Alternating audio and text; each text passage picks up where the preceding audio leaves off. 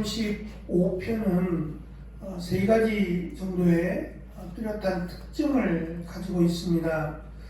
먼저는 134편까지 15편에 걸친 성전에 올라가는 노래라고 하는 표제가 붙었다가 135편에는 표제가 없습니다. 하지만 마치 이 135편의 그 내용들 또는 표현들이 예를 들면 여호와의 이름 또는 여호와의 종, 선하고 아름다움이라고 하는 이런 내용들은, 이런 표현들은 성전에 올라가는 노래에 두드러지게 나타난 표현들입니다. 그래서 비록 표제가 붙어 있지는 않지만 성전에 올라가는 노래의 마치 결론인 것처럼 15편에 걸친 성전에 올라가는 노래의 결론으로 보인다는 점입니다.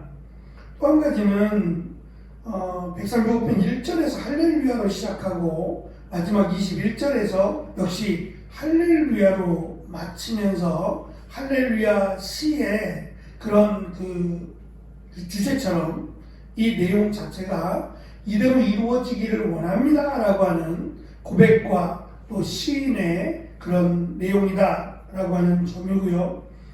마지막 19절 21절까지의 4번에 걸쳐서 134편에 여호와를 송축하라, 다시 말하면 여호와 앞에 무릎을 꿇고 그 앞에 순종하라 라고 강조하고 있는 이 134편을 한 번 더 강조해요. 그래서 4번에 걸쳐서 19절부터 21절에서는 여호와를 송축하라 라고 하는 4번에 걸쳐서 마치 134편에 송축해야 될 이유들을 지금 설명하고 있다라고도 보여집니다. 그렇게 보면 135편에 짧지 않은 21절에 걸친 이 시가 왜 하나님을 송축해야 되는지, 그리고 왜 하나님을 찬송해야 되는지를 설명하고 결론을 낸다라고도 볼 수 있습니다. 특별히 135편 18절까지의 내용에 5번에 걸쳐서 찬송하라, 찬송하라 라는 말로 시작을 합니다. 그래서 찬송해야 될 이유들을 시인은 강조를 합니다. 1절부터 4절에서 여호와를 찬송해야 될 첫 번째 이유를 밝히는데, 그것은 선하시며 라고 번역된 3절에 여호와는 선하시며, 4절에 특별한 소유로 택하셨음이로다 라고 하는 이 부분인데요.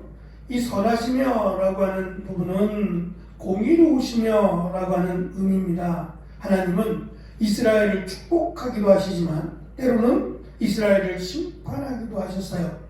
그러니까 그것의 결정은 하나님이 하시죠.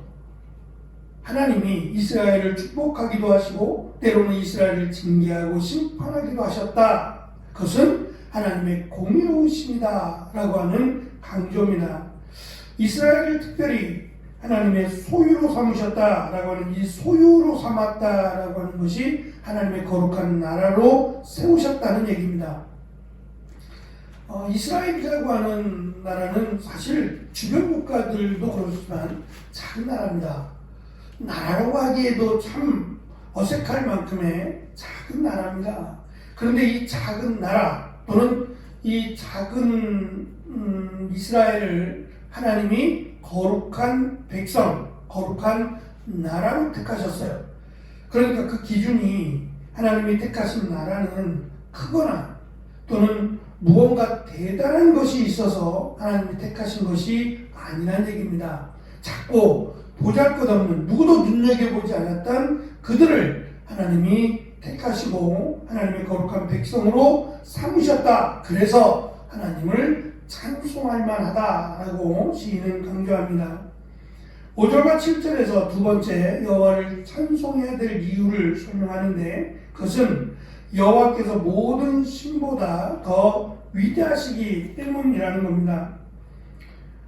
5절에 보면 모든 신보다 높으시도다, 그리고 천지와 바다와 모든 깊은 데서 하나님이 행하셨다. 그러니까 천지를 창조하시고 천지를 주관하시고 섭리하시는 그 하나님이시기 때문에 우리는 하나님을 찬송해야 한다라고 강조합니다.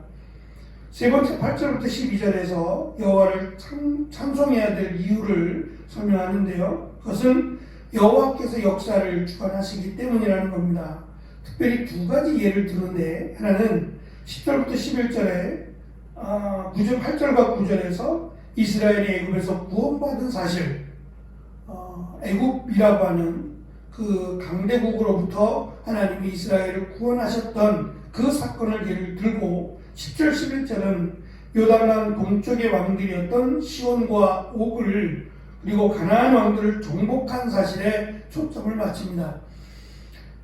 이 역사가 단순히 일어난 역사가 아니라 하나님께서 도무지 하나님이 아니시면 할 수 없었던 그 역사를 설명하면서 어쩌면 지금 이스라엘이 당하고 있는 이런 어려움도 하나님이 역사하시면 분명히 구원받는다라는 것을 강조하기 위함으로 보여집니다.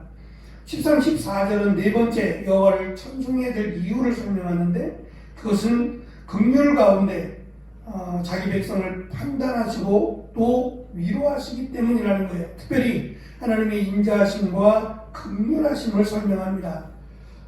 왜 하나님께서 우리를 이렇게 인도하시고 왜 하나님께서 우리를 구원하시느냐라고 묻는다면, 그것은 하나님의 선하시고 인자하심이라고 하는 긍휼하심 때문이라는 거예요. 그러니까 이스라엘 백성들이 회개하고 정말 하나님 백성답게 살아서 그런 것이 아니라 하나님의 긍휼하심 때문에 여기까지 이스라엘이 존재할 수 있었다라는 것을 시인은 밝힙니다. 마지막 다섯 번째 여호와를 찬송해야 될 이유를 15절부터 18절에서 강조하는데, 그것은 우상에 대한 부분입니다. 조금 의도적으로 시인은 리얼하게 그것을 좀 밝힙니다. 15절에 보면 열방들의 우상은 은, 금으로 사람들이 만든 것이고 입이 있어도 말하지 못하고 눈이 있어도 보지 못하며 귀가 있어도 듣지 못하고 그 입에는 아무것도 먹지 못한다. 입이 있어도 먹지 못한다 라는 것을 의도적으로 지금 밝힙니다. 하지만 하나님은 만들 수가 없는 겁니다. 만약에 하나님의 형상이 있다면 그것을 하나님이다 라고 말하면 그것도 우상이 되겠죠. 그래서 하나님은 하나님을 그 어떤 형상으로도 만들지 말라고 말씀하셨어요.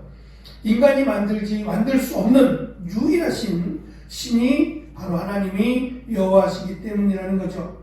결국 그 말은 하나님은 우리가 창조할 수 없다는 거예요. 만들 수 없고 그 하나님만이 오히려 우리의 찬송을 받으시기에 합당하신 분이다 라는 것을 시인은 강조합니다. 결국 그 다섯 번에 걸친 여호와를 찬송해야 된다라고 하는 의미는 19절부터 21절에서 네 번에 걸쳐서 다섯 번에 걸쳐서 네 번에 걸쳐서 여호와를 송축하라. 그래서 이스라엘아 여호와를 송축하라. 아론의 족속들아 여호와를 송축하라.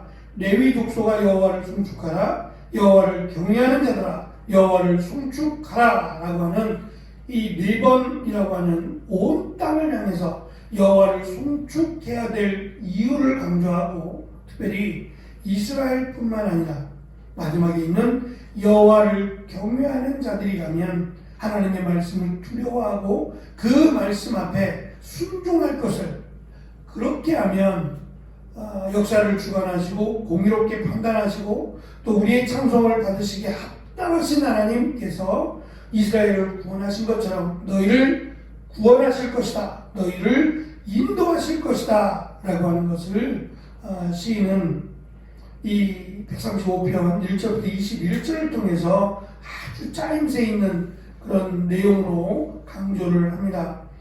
이 노래를 부르는 자들은 아마도 하나님의 위대하신 뿐만 아니라 하나님께서 찬송을 받으시기에 합당하셔서 우리를 인도하실 것이다 라고 하는 기대와 소망을 가졌을 겁니다. 어찌 보면 참 부러운 것 같아요.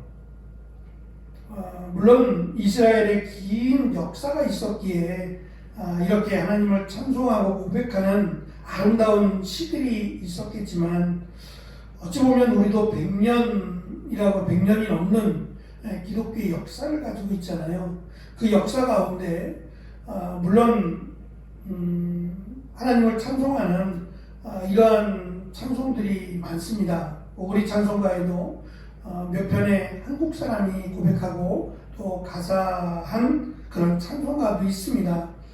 근데 늘 아쉽게 느껴지는 것은 그 찬송들이 우리는 거의 주관적인 고백이에요.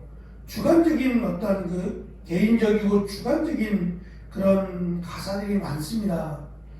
정말 하나님의 하나님 되심을 고백하는, 그래서 이 간구나 또는 이런 그런 회개나 이런 쪽의 주제를 가진 우리의 찬송들은 있는데, 앞쪽에 이제 나와 있는 여호와를 경배하고 여호와의 하나님 되심을 찬송하는 이런 내용의 찬송가가 현저하게 없다는 거예요. 그러니까 하나님의 말씀을 기준으로 하는, 하나님의 말씀을 그대로 녹아내린 이런 찬송이 많이 없다, 정말 거의 없다라고 하는 점에서 좀 아쉬워요. 그 찬송을 우리도 많이 부르면서 교회들을, 이 찬송에 부끄럽지 않은 교회들을, 또 믿음의 사람들을 세워가야 하지 않을까요? 시인들이 이렇게 시편의 노래들을 부르고 암송했던 이유는 노래가 좋아서라기보다는 말씀을 기억하고 말씀을 내 안에 새기고 말씀대로 살아가자라고 하는 의미가 있습니다. 그렇다면 우리도 우리 가락에 맞추는 정말 하나님을 찬송을 통해서 하나님을 알아갈 뿐만 아니라 그 찬송의 고백대로 교회를 세우고 우리를 세워갈 수 있는 그런 찬송이 좀 아쉽다라고 여겨집니다. 어쨌든 이 찬송을 부르며 이스라엘이 희망을 갖고 또 하나님 앞에 바로 서기를 몸부림칠 수 있었다면 이거야말로 하나님의 크신 은혜라고 생각을 합니다. 135편의 말씀처럼 하나님을 찬송해야 될 이유는 분명합니다. 우리가 성경을 믿는다면 그 성경의 말씀들은 하나님을 다 찬송해야 될 이유를 우리에게 가르쳐주고 있기 때문이죠. 하나님을 찬송하는, 그리고 여호와를 송축하는 귀하고 복된 오늘이 되시기를 축원합니다. 기도하겠습니다.